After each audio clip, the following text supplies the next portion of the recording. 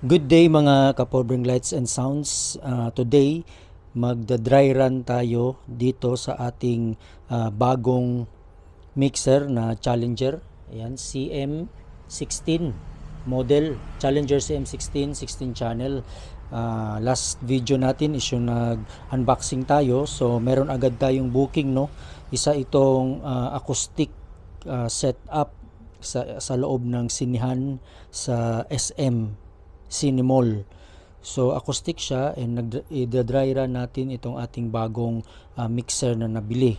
So ang kagandahan nga dito is marami siyang auxiliary, apat yung auxiliary niya, and then meron siyang, bawat auxiliary is merong effects to auxiliary or effects to monitor, kasi pwede mong gawing mga monitor itong auxiliary. So this time gagamitin natin as monitor, dalawang monitor, auxiliary 1, auxiliary 2. So nag-set up ako, dry run. So ipapakita ko lang sa inyo kung paano ko ginawa yung ating setup. So ito, kung napansin nyo, dito yung ating mix out, main mix, left and right. Ito, left and right. So tatakbo yung left and right doon sa ating sa likuran ng ating crossover. Yan. Medyo madilim, ilawan natin, crossover. So ito yung input, tsaka ito din yung input, left and right, no? And then nag-output siya sa mid. Ito yung mid sa left, ito din yung mid. Ito din yung mid sa left. So and then mag-i-input na ngayon yan dito sa ating amplifier channel 1 and channel 2. So, ang subwoofer din natin, nag-sub out tayo, ito sub out, tapos direct yan dito sa ating active subwoofer, 18-inch na Challenger, input din yan dyan. So, yan yung basic connection natin. Now, ngayon, pagdating naman sa auxiliary monitor para sa banda, sa stage, dito, nagsaksak tayo aux 1. Ito, powered speaker kasi yung gamit natin. So, ito yung aux 1 as stage monitor. So, nilagay ko ngayon yung stage monitor. Mamaya papakita ko sa inyo. Tapos ito naman, another monitor, pero hindi to sa stage, sa labas ng venue. So, sinaksak ko siya sa auxiliary 3. So, ipapaliwanag ko ngayon sa inyo yung venue para mas maintindihan ninyo. So, nag-drawing ako, guys.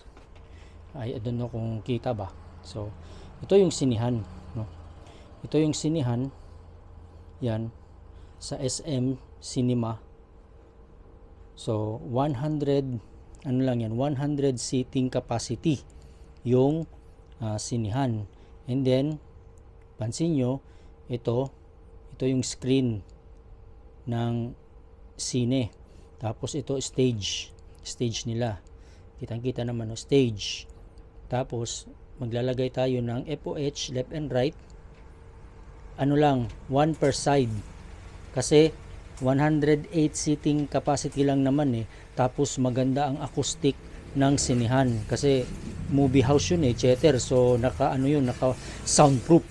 So ito 1 per side FOH, tapos subwoofer isa sa gitna. Tapos ito yung stage monitor. Stage monitor to, facing dito sa stage. Ngayon, as I've said, sa auxiliary 1 niyang monitor, ito stage. As I've said kanina, meron tayong gumamit pa tayo ng isang auxiliary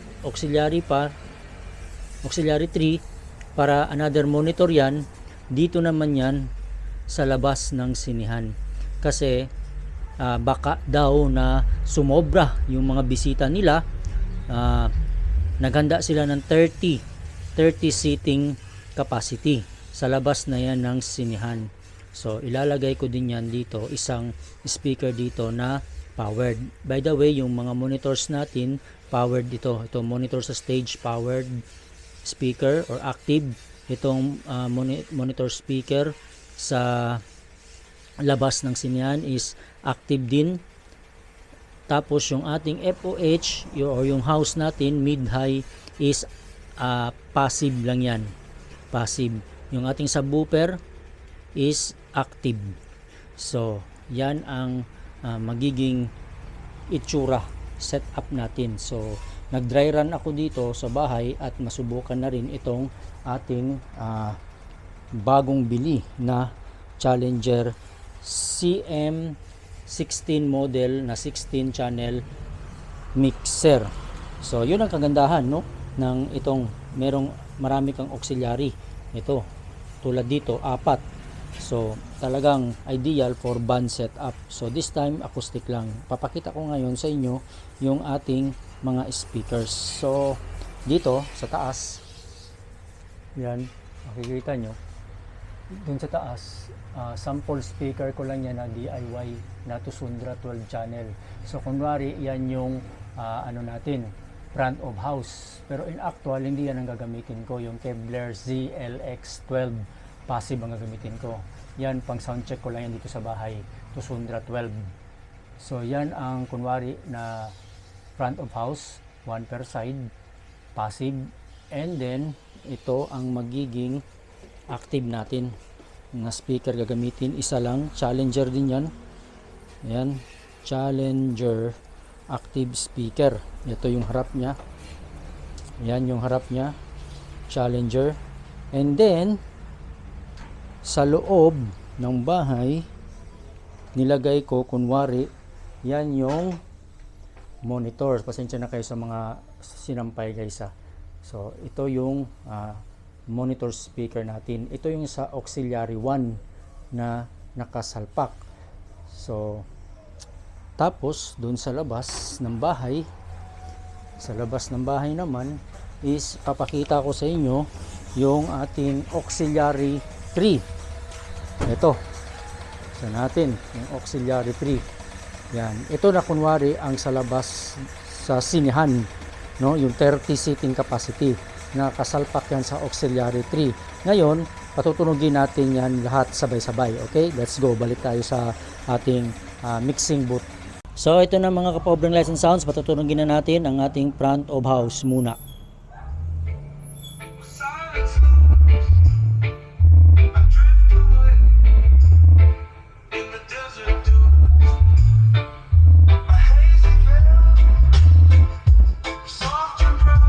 So ayan, tumutunog na ating front of house and subwoofer, sabay sila. I hope naririnig sa camera. Pero dito sa actual, bumabayo po ang ating subwoofer. So ayan umiilaw yung ating subwoofer kasi may signal na pumapasok. Challenger subwoofer, 18 inch.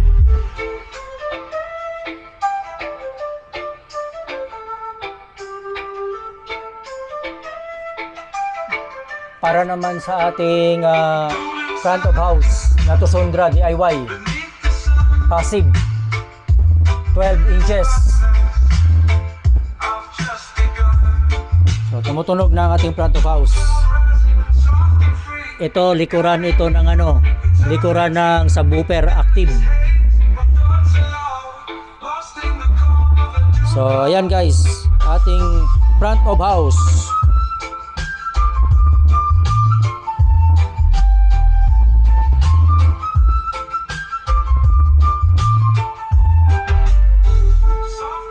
Alright, patayin natin. So, effective, functional. Ngayon, ang patutunugin natin ang ating, ating stage monitor. Ito ang ating patutunugin. Stage monitor para sa banda. So, nakasalpak yan dito sa auxiliary 1. So, ito yung main volume ng auxiliary 1. Bubuksan natin. Yan, naka-full yan. So, ito yung control niya para tumunog. So bubuksan natin ng konti lang kasi patunugin natin. Yun. So ayan, may narinig na kayong audio. Dito yan nanggagaling sa ating stage monitor. Yan ang ating stage monitor.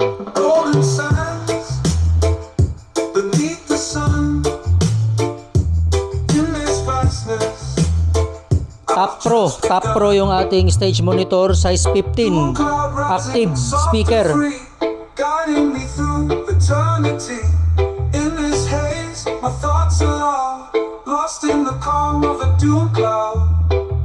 Soft winds whisper. Ngayon naman guys, punta tayo sa labas, sa auxiliary 3. Patayin natin. I-off natin. Yun. So ngayon, yung auxiliary 3, bubuksan natin yung main volume. Yan, master ng auxiliary 3. Yan, nakabukas na, naka-pull. Ito naman, yung kanyang control para sa music.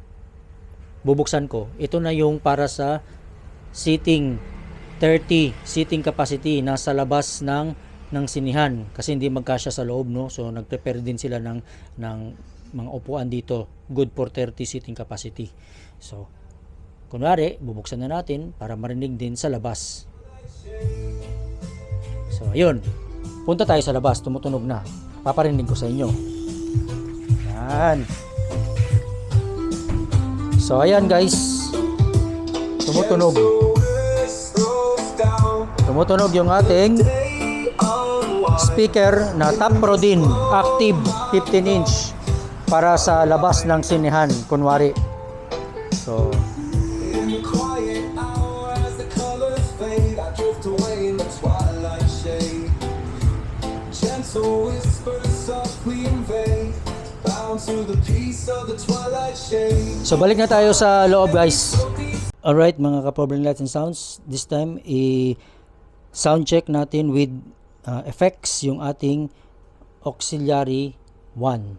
So sa auxiliary 1, ibababa natin, no, yung master fader para walang daya kasi baka sabihin dun lumalabas sa front of house yung effects. So ibababa natin yan.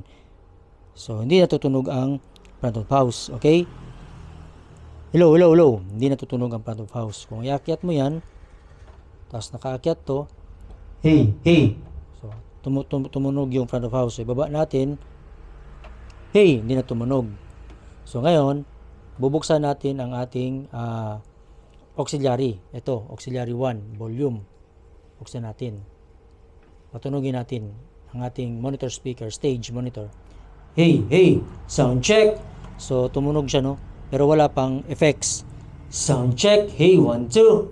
So ngayon, lalagyan natin ng effects to monitor. Bubuksan natin. So ayan, nasa gitna, halimbawa. Tapos, ito namang effects, bubuksan din natin. Ayan, nakabukas na. Pero, dapat, itong fader, para sa channel na yan, channel strip, dapat, iangat mo yan. Pero kahit nakaangat yan, nakababa naman yung ating master. So, wala pa rin lalabas sa front of house. Okay? Sa auxiliary 1 lang, stage monitor. Pero para magkaroon ng echo, doon sa ating stage 1, nakabukas na yung effects to monitor, nakabukas na rin yung effects dito, dapat iangat mo rin tong fader para lumabas yung effects. So, ibaba ko muna. So, walang walang effects kasi nakababa. Hey, sound check, 1, 2. Hey, sound check, 1, 2. So, walang effects, di ba? So, iakyat natin to para magkaroon. So, meron na ngayon yan. Open na yung effects. Open na rin yung send effects to auxiliary 1. So, sound check tayo. Hey, sound check. So, narinig nyo, di ba? Umeko. Pero nakasirado to. Nakababa tong main house. So, meaning, ang lumalabas na sound doon sa ating stage monitor. Hey, sound check, 1, 2. Hey, sound check, 1, 2. Hey, sound check. So, doon yun sa stage monitor. So, ngayon, patayin natin yung ating auxiliary 1. Buksan natin yung auxiliary 3. Yung sa baba, sa labas. So, ganun din na procedure. Nakababa to para walang daya, hindi lalabas sa front of house. So, sa auxiliary 3 lang. Tapos, bubuksan natin yung effects to auxiliary 3. Bubuksan natin. Ayan, nakabukas na. And then, auxiliary 3, volume, nakabukas na rin. So, effects, nakabukas din, nakataas din yung fader. So, magkakaroon niya ng effects sa labas. Hey, sound check. Hey. So, narinig nyo naman, di ba? Hey, sound check. Patayin natin yung echo dito sa aux 3. Hey. Sandali. May mali. Wait lang. Nakabukas yung auxiliary 2 pala. Nakabukas yung auxiliary 2 effects. So ito, ulitin ko ha. Sinara ko muna ang effects sa auxiliary 1. So auxiliary 3 nakabukas. So sa labas yan tutunog. Hey, hey sound. So ewan ko kung narinig nyo dun sa labas. Hey sound, check, 1, 2. Patayin ko yung effects sa auxiliary 3 ha, sa labas. Hey sound, check, 1, 2. Hey, hey. Dry siya, di ba? Dry, dagdagan natin ng sound ha, para mas marinig dito sa loob. Kasi nasa labas yun, hindi ko madala dun sa labas ang mic kasi naka-wired tayo na maiksi. Hey sound. Hey sound, check, 1, 2. So, bubuksan ko yung effects. Hey sound, check, 1, 2. Hey sound. So, ayan. May effects na, di ba? So, effective ang ating pag-sound check. So, ayan guys, natapos na yung ating dry run. So, na-testing na natin lahat. Yung front of house, ito, front of house, auxiliary 1 and auxiliary 3, especially itong mga auxiliary, and yung kanilang mga effects to auxiliary or effects to monitor, kung ano man ang tawag nyo dyan. Basta kung gusto nyo lagyan ng effects yung auxiliary or yung monitor, pwede na tayo ngayon kasi yung bago na yung mixer natin, capable na siya to put effects to the auxiliary. So ayan, ready na tayo for our acoustic setup sa Sinehan, sa SM Cinemall. So gagamit tayo ng stage monitor and another auxiliary monitor para sa labas ng Sinehan. So thank you so much for watching. God bless and to God be the glory.